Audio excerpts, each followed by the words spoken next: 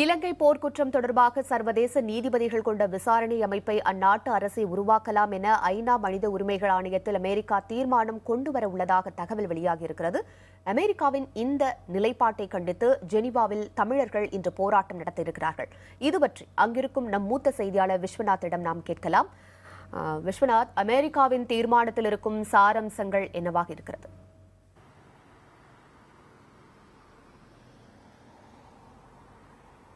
சாராம்சங்களை பற்றி நீங்கள் இந்த செய்தி வாசிக்கும் போது இந்த சாராம்சங்களை பற்றி குறிப்பிட்டீர்கள். 26 அம்சங்களை கொண்ட ஒரு தீர்மானத்தை அமெரிக்கா முன்வைப்பதாக தெரிவித்திருந்தீர்கள். மிக முக்கியமான விஷயம், அது ஏற்கனவே 2009ஆம் ஆண்டிலிருந்து நல்லிணக்க ஆணைக்குழுவின் பரிந்துரைகள் அடிப்படையிலேயே ஒவ்வொரு தீர்மானத்தையும் அமெரிக்க அரசு முன்வைக்கிறது.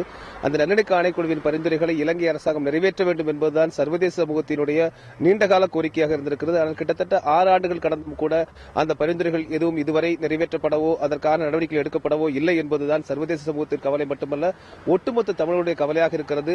அமெரிக்கா மீண்டும் அதே விடயங்களை வலியுறுத்தி இருக்கிறது இந்த தீர்மானத்திலும் கூட. ஆனால் இந்த தீர்மானத்தை பொறுத்தவரை நீங்கள் குறிப்பிட்டது போல மனித உரிமை ஆணையாளர் தெரிவித்திருந்த கருத்தில் கலப்பு நீதிமன்றம், அதாவது இலங்கை அரசாங்கத்தின் நீதிபதிகளும் அதேபோல சர்வதேச நீதிபதிகளும் அடங்கிய கலப்பு நீதிமன்றம் அமைக்க வேண்டும் என்று மனித உரிமைகள் ஆணையாளர் தனது அறிக்கையில் தெரிவித்திருந்தார்.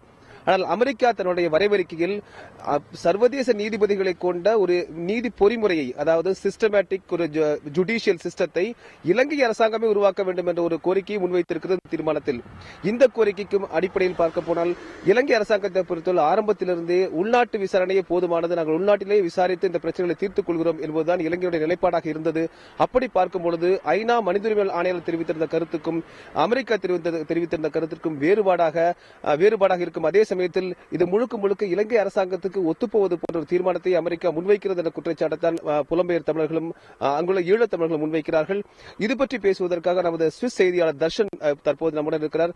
தர்ஷன், இந்த தீர்மான வரைமுறையை பொறுத்தவரை என்ன சொல்றாங்கன்னா, அமெரிக்கா மீண்டும் இலங்கை அரசாங்கத்திற்கு வாய்ப்பளிப்பதாக சொல்கிறார்கள். இதனுடைய தாக்கங்கள் எப்படிப்பட்டதாக இருக்கிறது? நிச்சயமாக இப்பொழுது இலங்கையை பொறுத்த மட்டில் மனித உரிமை ஆணைக்குழு, ஜனாதிபதி ஆணைக்குழு என பல்வேறுபட்ட ஆணைக்குழுக்கள் நியமிக்கப்பட்டாயிட்டு, அதிலும் கூட சர்வதேச நிபுணர்களுடைய ஒத்துழைப்புகள் எல்லாம் வாங்கி இருக்கிறார்கள். இன்று கூட உங்களுக்கு தெரிந்திருக்கும் ஒரு செய்தி வெளிவந்திருக்கிறது. ஜனாதிபதியினுடைய ஆணைக்குழு வெறும் 6000 பேர் தான் இந்த இறுதிக்கட்ட போரிலே இறந்திருக்கிறார்கள் என்று குறிப்பிடுகிறார்கள். எனவே அமெரிக்காவினுடைய இந்த தீர்மானமானது இலங்கையே ஒரு சர்வதேச விசாரணையை போன்று தாங்களே ஒரு நீதிபதிகள் குழாமை அமைக்கலாம் என்ற ஒரு தோற்றப்பாடை இந்த ஆவணம் செய்யுமாக இருந்தால், இந்த பிரேரணை நிறைவேற்றப்படுமாக இருந்தால், உண்மையில் அதில் உள்ளக விசாரணைக்கும் இதற்கும் மிக இலங்கை அரசாங்கம் நீதியான ஒரு விசாரணை நடத்தாதா? இவ்வளவு காலமாக நடைபெற்ற ஒன்று உள்ளக விசாரணையின் மூலமாக ஒரு நீதியை பெற்றுக்கொள்ளக்கூடியதாக இருந்திருந்தால் இன்று ஐக்கிய நாடுகள் சபையில் இலங்கைக்கு இவ்வளவு பெரிய ஒரு அவமானம் ஏற்பட்டிருக்க வேண்டிய வாய்ப்பே இல்லை. அடுத்ததாக ஐக்கிய நாடுகள் மனித உரிமை ஆணையாளர் குறிப்பிட்டிருந்த ஒரு விடயத்தை நீங்கள் கவனத்தில் எடுக்கலாம். ஏன் இலங்கையில் உள்ளக விசாரணையை ஏற்றுக்கொள்ள முடியாது என்றால், இலங்கையினுடைய சட்டமாக இருக்கட்டும் அல்லது இலங்கையினுடைய அரசியல் அமைப்பாக இருக்கட்டும் ஒரு நாளும் இதற்கு இடம் கொடுக்காது என்பதை ஆணையாளர் அவர்கள் மிகவும் தெளிவாக அந்த அறிக்கையிலே தெரிவித்திருக்கிறார். எனவே உள்ளக விசாரணை பொறிமுறை என்பது ஒரு காலமும் ஈழத்தமிழர்களாக இருக்கட்டும் அல்லது இனப்படுகொலையோ அல்லது போர்க்குற்றம் எது நடைபெற்றிருந்தாலும் கூட அவர்களுடைய சட்டமே அதற்கு இடம் கொடுக்காது. இது ஒரு மிகப்பெரிய ஒரு துர்பாக்கிய சூழ்நிலையை இலங்கையில் ஏற்படுத்தி இருக்கிறது. இப்படி பார்க்க போனா இப்போ ஆணையாளர் தெரிவித்திருந்த ஒரு பரிந்துரை என்னவா இருக்கு அப்படின்னா, கலப்பு நீதிமன்றம், அதாவது ஹைபிரிட் ஜட்ஜஸ் கொண்ட ஒரு ஜுடிஷியல் சிஸ்டத்தை உருவாக்கணும்னு சொல்லியிருந்தாரு. அமெரிக்கா என்ன சொல்லுது அப்படின்னா, இலங்கை அரசாங்கமே சர்வதேச நீதிபதிகளை கொண்டு விசாரிக்கலாம்னு சொல்லுது. இலங்கை என்ன சொல்லுது, நாங்களே விசாரிச்சுக்கிறோம் சொல்லுது. இந்த மூன்றுக்கும் ஒரு பெரிய வேறுபாடு இருக்குமா? இது நடைமுறையில் எப்படி ஒரு மாற்றம் பெறுவதற்கான வாய்ப்பு இருக்கு? அமெரிக்காவானது எப்பொழுது இலங்கையில் ஒரு ஆட்சி மாற்றம் இடம்பெற்றதோ அப்பொழுதே தன்னுடைய கொள்கைகளை மாற்றிக்கொண்டதான ஒரு செயற்பாடுதான் உலக தமிழர்களுக்கும் சரி அவர்கள் பகிரங்கமாகவே தெரிவித்திருந்தார்கள், நாங்கள் இலங்கைக்கு உதவ போகிறோம் என்று.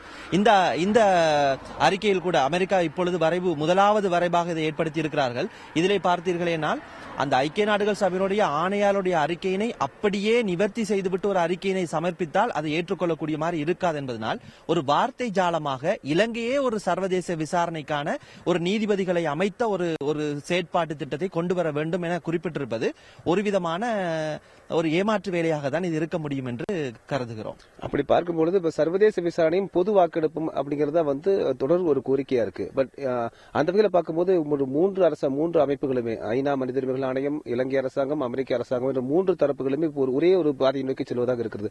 இப்பொழுது இந்தியாவுடைய நிலைப்பாடு எந்த வகையில் இருந்தால் இந்த அழுத்தங்கள் கொடுத்தால் இது மாற்றம் ஏற்படுவதற்கு வாய்ப்பு இருக்கு? இந்தியாவை பொறுத்த மட்டில் நாங்களும் சரி, புலம்பெயர்ந்த தமிழர்களும் சரி, அனைவருமே எதிர்பார்த்திருந்த ஒரு விடயம், இந்த தீர்மானங்களை எல்லாம் தாண்டி இந்தியாவானது ஒரு சர்வதேச விசாரணையை நோக்கிய தீர்மானத்தை தாங்களாகவே முன்வந்து எடுத்திருக்க வேண்டும். இன்றும் கூட அதுக்கான களப்பணி அல்லது கள சூழல் சரியாக தான் அமைந்திருக்கிறது. இந்தியா இந்த பிரேரணையை முன்வைத்தால் அமெரிக்காவை விட அதிகமான உறுப்புரிமை நாடுகள் அதுக்கு நிச்சயமாக சார்பான ஒரு முடிவினை எடுக்கும். அமெரிக்காவுக்கு கூட அந்த வாய்ப்பு இல்லை என்று கூட குறிப்பிடலாம். காரணம், உறுப்பு உரிமை நாடுகள் அனைமே இந்தியாவுக்கு சார்பான நிலைப்பாடு எடுக்கக்கூடிய மாதிரி இந்தியாவுடன் எப்பொழுதுமே ஒரு நல்ல உறவை பேணி வந்து கொண்டிருக்கிறார்கள். ஆனால் இந்தியா அப்படியான ஒரு முடிவை எடுப்பதாக தெரியவில்லை. இன்னொரு பக்கம் குறைந்தபட்சம் இந்த பிரேரணை, அமெரிக்கா கொண்டு வந்திருக்கும் பிரேரணையில் சர்வதேச விசாரணை என்ற ஒன்றை கொண்டு வந்தால் மாத்திரம்தான், இந்த ஐக்கிய நாடுகள் சபையின் ஆணையாளர் சமர்ப்பித்திருக்கும் ஒரு அறிக்கையை பார்த்தீர்கள், அது ஒரு உள்ளக விசாரணையோ அல்லது பாதிக்கப்பட்டவர்களுடைய நேரடி விசாரணை இல்லை. புலம்பெயர்ந்தவர்களும் சரி முடிந்த அளவு சாட்சியங்களை கொண்டு வந்து சேர்த்திருக்கிறார்கள். ஆனால் ஆயிரம் பேர் அந்த பாதிக்கப்பட்டவர்கள் அங்கே இலங்கையில் இருக்கிறார்கள். எனவே ஒரு சுயாதீனமான விசாரணை தேவை. உள்ளக விசாரணை சரிவராது என்பதற்கு இன்னும் ஒரு கட்டம் இருக்கிறது. காரணம், சாட்சி கூற வருபவர்களுக்கு யார் பாதுகாப்பு கொடுப்பது? இது ஒரு மிக முக்கியமான கேள்வி. எனவே அவரவர் பயந்து கொண்டுதான் இருக்கிறார்களே தவிர, அந்த சூழலை மாற்றுவதாக இருந்தால் கட்டாயம் சர்வதேசம் ஒரு சுயாதீனமான விசாரணைக்கு தாங்கள் நிச்சயமாக ஒரு முயற்சியை எடுக்க வேண்டும்.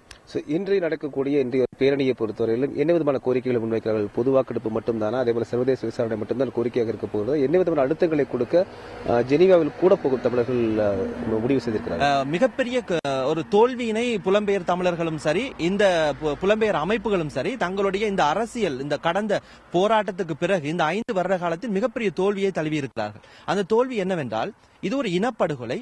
அது ஒரு வார்த்தை ஜாலங்களாக முதலில் இருந்தே அமெரிக்காவுடைய பிரேரணைகள் அது நீக்கப்பட்டு கடைசியாக ஐக்கிய நாடுகள் ஆணையாளர் கூட குறிப்பிட்டிருக்கிறார், இனப்படுகொலையாக இதை உருவாக்குவதற்கோ அல்லது இதனுடைய ஆதாரங்கள் போதுமானவையாக இல்லை என்ற ஒரு கருத்தினை தெரிவிக்கிறார்.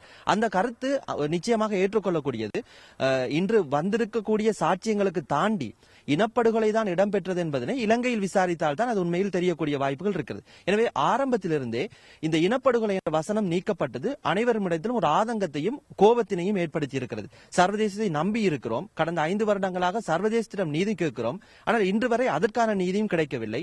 நாங்கள் வடிவாக ஒரு செயற்திட்டத்தோடு ஒரு எதிர்கால சுதந்திரமான அரசியலை நோக்கி சென்ற போது அளித்த அதே சர்வதேசத்திடம் நீதி கேட்டும் போதும் கிடைக்கவில்லை. எனவே இன்றைய ஒரு போராட்டம், இன்றைய ஆர்ப்பாட்டம் மக்களுடைய மிக முக்கியமான கோரிக்கையாக இது இனப்படுகொலை என்று ஏற்றுக்கொள், சர்வதேச விசாரணை மூலமாக இதை நிரூபி என்பதை நோக்கிதான் மக்கள் நிச்சயமாக இன்று ஆர்ப்பாட்டம் செய்வார்கள் என எதிர்பார்க்கிறேன். நன்றி தர்ஷன்.